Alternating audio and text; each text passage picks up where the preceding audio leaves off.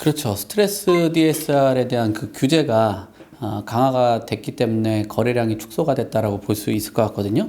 실제로도 대출 규제라는 게 주택시장에 영향을 미쳤다라고도 보고 앞으로의 그 스트레스 DSR 3단계까지도 이어지게 된다라면은 거래는 더욱 위축될 가능성이 있습니다. 지금 2단계를 보면 은행권 적용되는 게 신용대출이 적용이 되고 이금융에서는 주택담보대출만 적용이 되거든요. 근데 3단계에 들어가게 된다면 신용대출까지도 전반적으로 규제를 하고 기타 대출까지도 이금융에서도 전반적으로 규제를 하게 됩니다. 그러니까 이 강도는 현재 2단계보다 더 강해진다라고 봐야 되겠죠. 그래서 스트레스 DSR이라는 이 그 정책 자체가 시장에 숙성되고 시장에 적응하는 기간이 상당히 좀 필요하지 않을까라고 보여지고요. 이렇게 된다면 실수요자와 투자자가 위축될 수밖에 없는 그런 환경이라고 봐야 될 것 같아요. 왜냐하면 지금 이런 한도 축소가 된다면 기본적으로 봤을 때는 주택 구매를 연기를 한다든지 자발적으로 주택을 구매하는 게 아니라 또 비자발적으로 주택 구매층에서 벗어나게 되는 경우도 나타날 수 있거든요. 그렇게 된다면 내가 주택 구매 의사를 좀 연기를 하고 의사결정을 뒤로 미루고 또 취소를 하는 그런 선택들이 나타날 것 같습니다. 그렇기 때문에 8월에서 9월까지가 이런 거래량 축소의 큰 원인이라고 볼 수 있을 것 같고요. 두 번째 보면 시장 심리에 대한 변화를 봐야 될 것 같아요. 대출 규제라는 것 자체가 아직 시장에서 많은 사람들이 체감을 하고 또 많은 사람들이 적응을 하는 기간이 상당 부분 좀 필요하지 않을까. 그래서 대출 규제에 대한 그 시장 심리가 위축이 됐고 또 부정적인 영향을 끼쳤다라고 볼 수 있을 것 같습니다. 주택 그 규제 완화라는 거는 결국 상승세를 둔화를 시킬 수 있는 주요 원인이 될 수밖에 없다라고 보여지고요. 아까 말씀드린 것처럼 매수자들의 그 관망세 전환 그리고 매도자들도 시장에서의 그 흐름을 관찰을 하기 위해서 가격을 크게 낮추지 않는 그런 상황들로 인해서 거래량이 축소가 됐다. 그러니까 매수하시려는 분들은 발을 하나를 빼고 매도하시는 분들도 시장의 흐름과 대출 규제 그리고 금리 인하의 영향력들을 보고 시장을 좀 더 지켜보고 있는 그런 흐름이라고 볼 수 있을 것 같고요. 그런 것들이 거래량으로 나타났다라고 보셔도 좋을 것 같습니다. 그리고 부동산 시장의 안정에 대한 의도를 그 정부의 그런 정책적인 그런 흐름을 포착을 해봐야 되는데 지금 가계대출에 대한 그 문제 때문에 규제를 강화를 하면서 시장에 있는 그 가계대출 규모 자체가 상당 부분 축소가 됐거든요. 그러면은 이런 가계대출의 흐름 자체가 지속적인 축소라고 하면 주택가격이 좀 빠져나갈 수 있다라고 보여지지만 주택이라는 것이 가격이 조금 그 하락을 하고 추가적으로 소위 말하는 그 건전한 수요들이 시장에 진입을 하게 된다면 시장의 가격은 안정세에 들어갈 수 있다. 그런 안정세가 형성이 된다면 추가적으로 실수요자라든지 투자 수요들이 시장을 관망했던 수요들 이런 수요들이 다시 매수세로 전환을 할 가능성이 있다라고 보여지고요. 단기적인 그 영향으로 보면 이 거래량들이 지금 현재와 비슷하게 거래량이 좀 축소가 되고 어떤 관망세를 유지할 가능성이 크다라고 보여지고요. 지금 그 대출을 활용한 주택 구매라든지 이런 것들이 어려워지기 때문에 투자자들, 실수요자들은 좀 관망세가 지속될 가능성이 있다라고 보여집니다. 하지만 금리에 대한 변화 이런 부분이 관건이라고 보거든요. 추가적으로 금리 인하에 대한 기대감들이 있는 거거든요. 그렇기 때문에 대출 규제가 지금 부정적인 영향에서 추가적인 대출 규제와 함께 금리 인하가 한 차례 두 차례 정도 추가적으로 이루어지게 된다면 주택 구매자들의 상환 능력들이 조금 더 개선이 되기 때문에 다시 거래가 활발해질 가능성도 충분히 열려 있다라고 보여지고요.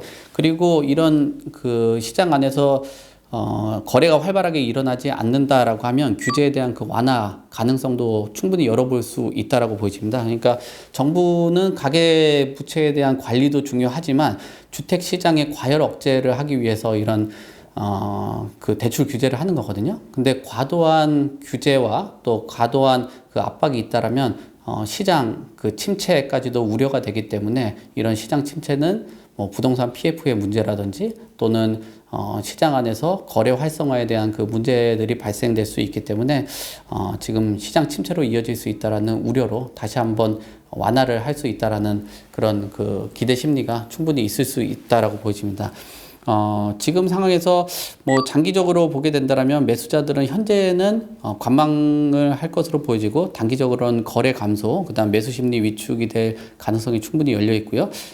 하지만 지금 뭐 대출을 필요로 하고 규제가 완화된다라면은 다시 한번 뭐 주택 가격이 상승할 수 있다라고 보여집니다. 그래서 금리의 동향이라든지 정부의 추가 대책 변화 뭐 이런 거에 따라서 반등할 여지가 있다라고 보여지고요. 그리고 대출의 의존도가 조금 덜한 서울의 중심권이라든지 뭐 강남권 중심으로는 그 국지적으로 가격이 반등할 가능성도 충분히 있다라고 봅니다. 신고가가 나온다라는 거는 그 해당 지역의 수급에 대한 불균형으로 나타나는 그런 가격이거든요. 그러니까 매도자하고 매수자들의 그 심리적인 싸움, 그리고 매도자와 매수자가 보는 주택 가격의 이격거리 뭐 이런 것들로 나타나는 거라고 봐야 되겠죠.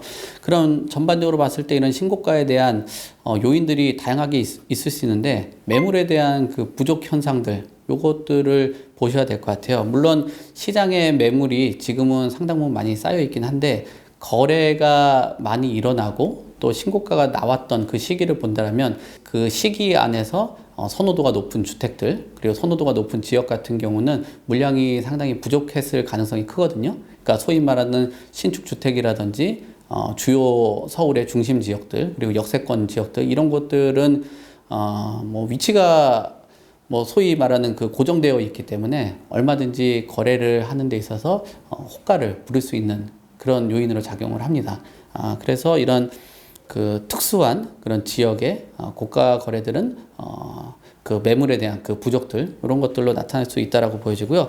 그리고 선호 지역과 특정 지역으로 쏠림 현상들이 나타나는 그런 모습들이 있었죠. 지금 최근 들어서는 뭐 투자 시장보다는 실거주 중심의 시장으로 형성이 되다 보니 아무래도 실거주자들이 주택을 하나 마련을 해도 가장 좋은 지역에 그리고 또 가장 선호하는 그런 뭐 주택 유형 뭐 이런 것들을 선택을 하다 보니까 그런 부분에서는 수요가 집중되는 그런 문제들 이런 것들로 인해서 신고가가 발생이 됐다라고 봐야 되겠죠. 그것도 마찬가지로 청약 시장에서도 청약이 과열되는 지역들을 보면 그런 지역들의 소규모의 물량으로 인해서 신고가들이 발생되는 거랑 비슷하게 청약의 열기가 나타난 그런 거라고 볼 수 있다라고 봐야 되겠죠. 그리고 실수요자들이 앞서서 설명드린 것처럼 주택을 하나 마련을 하면서 중장기적인 그 관점으로 보다 보니까 다주택자는 실수요자하고 좀 다르게 주택 가격이 좀 빠르거나 빠지거나 주택 가격이 다시 오르는 그런 시기를 포착을 해서 투자하는 경향들이 있는데 실수요자들은 중장기적인 관점으로 주택을 매입을 하다 보니까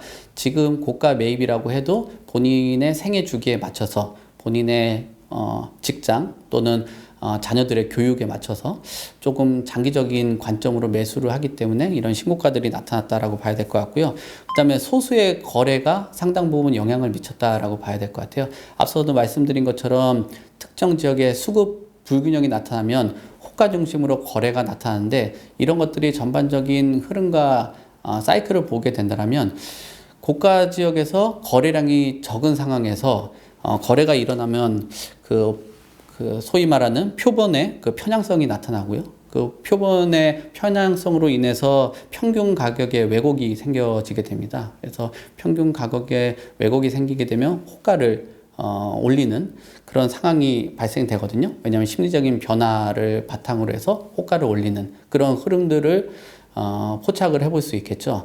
그래서 특정 지역에 특히나 고가 지역에서 거래가 나타날 때는 아주 소수의 거래가 표본의 편향성을 만들고 이런 표본의 편향성이 그 평균 가격의 왜곡을 만든다. 그리고 이런 평균 가격의 왜곡이 심리적인 변화를 바탕으로 해서 호가를 올리는 그런 현상들이 나타나기 때문에 그 호가를 중심으로 주택 가격이 올라가는 경우에는 호가 중심으로 거래가 되기 때문에 이런 신고가가 나타나는 현상들이 나올 수 있다라고 봐야 될 것 같습니다. 그리고 시장에서도 현재 그런 고가 주택들이 많이 있는 곳들에 재건축 사업들과 또 재건축에 대한 규제 완화가 나타나고 있기 때문에 이런 그 시장 흐름에서 뭐 신고가에 대한 부분들이 나왔다라고 봐야 될 것 같습니다.